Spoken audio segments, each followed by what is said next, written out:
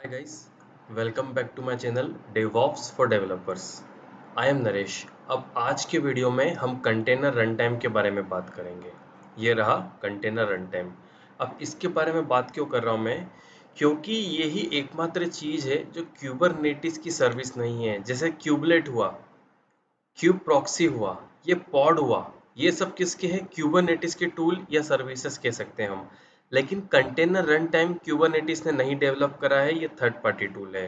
सो Kubernetes ने क्या करा है? क्यूबरनेटिस ने एक गाइडलाइन एक्सपोज करी है जिसका नाम है CRI, container run time interface. क्यों गाइडलाइन एक्सपोज करी है?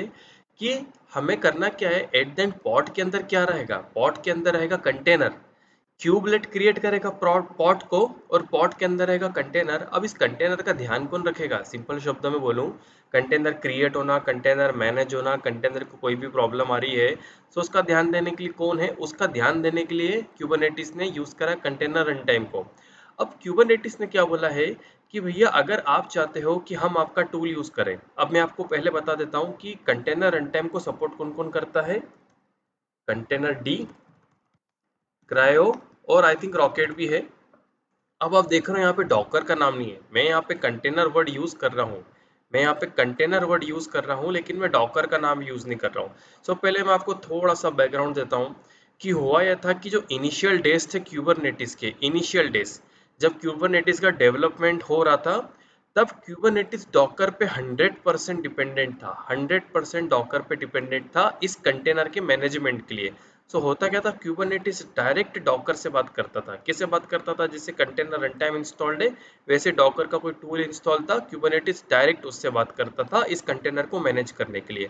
लेकिन जैसे ही क्यूबरनेटिस पॉपुलर हुआ और ये दूसरे कंटेनर को सपोर्ट करने वाले टूल भी डेवलप हुए, क्यूबरनेटिस ने क्या करा? क्यूबरनेटिस ने गाइडलाइन एक्सपोज करी CRI के फॉर्म में। अब आप में से कुछ लोगों ने अगर जावा पढ़ रखा है, आप लोगों ने डेफिनेटली इंटरफेस के बारे में सुना होगा। इंटरफेस का डेवलपमेंट क्यों हुआ?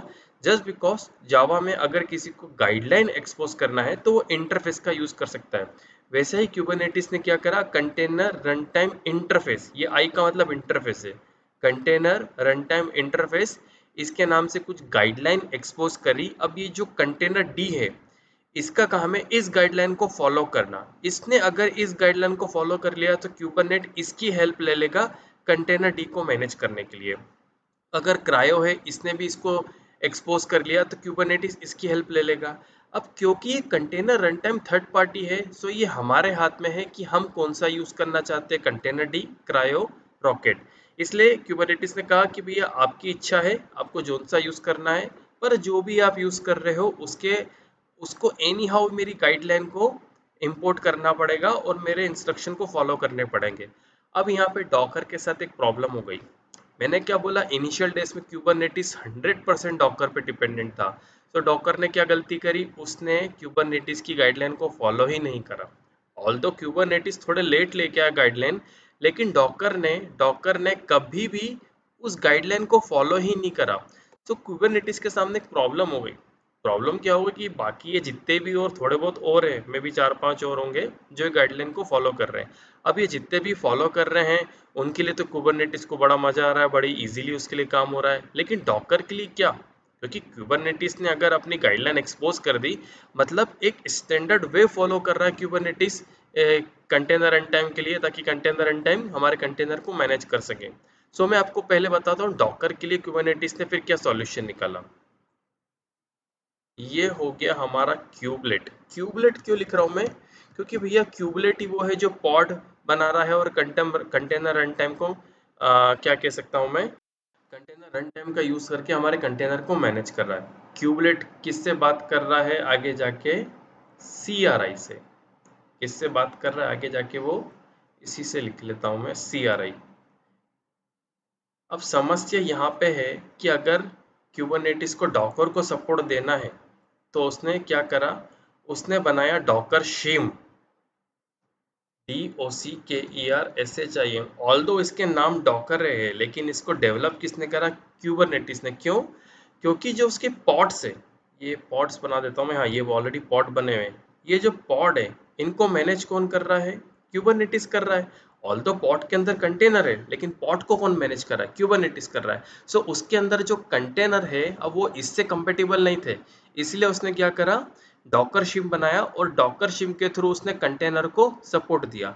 लेकिन जब क्या हुआ बाद में, जो कंटेनर रन टाइम है क्रायो कंटेनर डी, इसने भी क्या करा, बाकी दूसरे कंटेनर को भी सपोर्ट देना शुरू करा, जैसे डॉकर की कंटेनर। फिर एट द एंड क्यूबरनेटिस ने इसका क्या बोलते हैं, इसको सपोर्ट करना ही बंद कर दिया। वर्जन 1.20 के बाद क्यूबरनेटिस ने डॉकर शिम का सपोर्ट करना ही बंद कर दिया। अगेन डॉकर शिम डॉकर का पार्ट नहीं है, इसको क्यूबरनेटिस ने डेवलप करा था। क्यों? क्योंकि डॉकर ने क्यूबरनेटिस के CRI की गाइडलाइन को फॉलो नहीं करा था। अब क्यूबरनेटिस फंस गया था यहाँ पे। क्यों? क्योंकि वो डॉकर को सपोर्ट कर रहा था। अब ऐसा नहीं है कि एक ही रात को मैं डॉकर का सपोर्ट बंद कर दूं। बहुत सारे ऐसे एप्लीकेशन है जो डॉकर पे डिपेंडेंट थी, उनका क्या होगा, क्योंकि ये भाई साहब ये सब सपोर्ट नहीं कर रहे थे उस टाइम। सो उसने क्या करा, उसने डॉकर शिम बनाया, उसके थ्रू उसने डॉकर की कंटेनर को सपोर्ट करा। लेकिन जैसे ही इन सब ने डॉकर को सपोर्ट करना शुरू करा, सो क्यूबरनेटिस ने इसका झंझट ही खत्म करा डॉकर शिम का। अब डायरेक्ट जो CRI है वो इससे बात करता है कंटेनर डी से, और कंटेनर डी ध्यान देता है इन कंटेनर्स का। अब इससे क्यूबरनेटिस को एक फ़ायदा और हो गया, क्योंकि ये जो कंटेनर डी है, इनका काम क्या था, बस कंटेनर को मैनेज करना।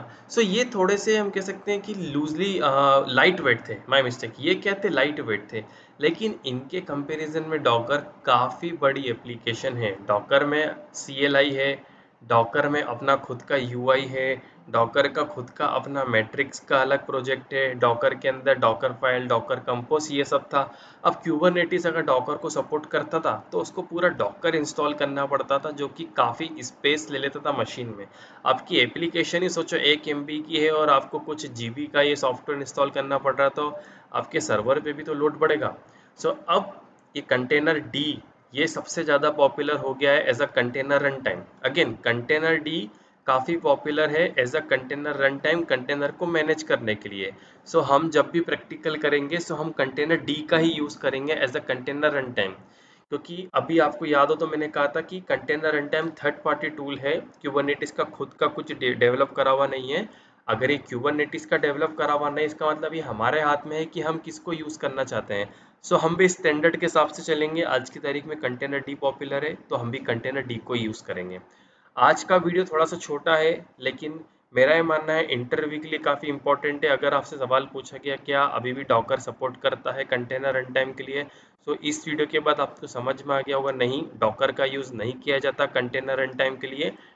डॉकर का यूज़ करा जाता है केवल डॉकर फाइल, डॉकर कंटेनर बनाने के लिए। कंटेनर बनाना और कंटेनर को मैनेज करना दोनों अलग अलग बातें हैं। डॉकर फाइल का यूज़ करके हम कंटेनर बनाते हैं, लेकिन कंटेनर डी का यूज़ करके हम कंटेनर को मेंटेन करते हैं या मैनेज करते हैं। अभी कंटेनर डी क्या है, ये कंटेनर रन टाइम की गाइडलाइन को फॉलो करता है।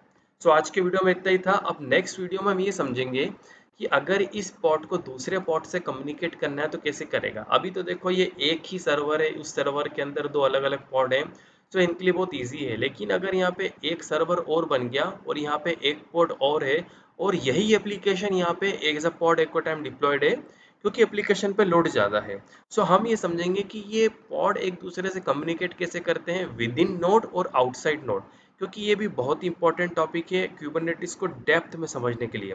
अगेन मैं ये प्लेलिस्ट क्यों बना रहा हूँ, स्पेशली हिंदी में क्यों बना रहा हूँ, ताकि लोगों को डेप्थ में समझ में आए। मैं चाहता तो अभी ऑन द स्पॉट इंग्लिश में भी इसको बना सकता हूँ, डॉकर पूरा इंग्लिश बना सकता हूँ, डेवॉप्स का हर कंसेप्ट में इंग्लिश में भी ला सकता हूँ।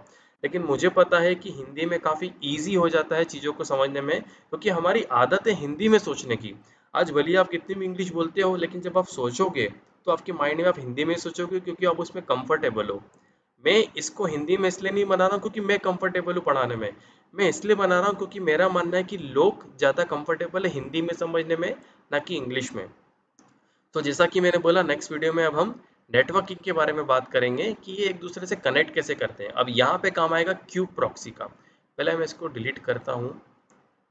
क्या बोला था पिछले वीडियो में मैंने, कि हर नोड पे 3 चीज़ें हैं, होना ज़रूरी है। कंटेनर रन टाइम, आज हमने समझा इसकी ज़रूरत क्यों थी। क्यूबलेट, ये हम ऑलरेडी समझते हैं इसकी ज़रूरत क्यों है, पॉट क्रिएट करने के लिए। आखिरी थी क्यूब प्रॉक्सी, इसकी ज़रूरत होती है पॉड टू पॉड और नोड के अंदर या नोड के बाहर पॉड टू पॉड कम्युनिकेशन के लिए। सो अब आप समझ रहे हो, हम एक एक करके चीज़ें समझ रहे हैं। हम ये नहीं कि बस क्रैश कोर्स बना के छोड़ दिया। अभी के अभी चाहूँ तो आपको यामाल का एग्जांपल दिखा के मैं पॉड बनाना बता सकता हूँ, पर वो कि काम नहीं आएगा, क्योंकि आपको पता होना चाहिए कि यामाल के अंदर हमने एक लाइन लिखी है तो उसका मतलब क्या है। जैसे डॉकर फाइल बनाते टाइम एक एक लाइन का मतलब समझाया था मैंने। तो थोड़ा पेशेंस रखिए, टाइम लगेगा। आगे जाके हम AWS के साथ भी इसको इंटीग्रेट करेंगे, तब आपको मज़ा आएगा समझने में। Thank you.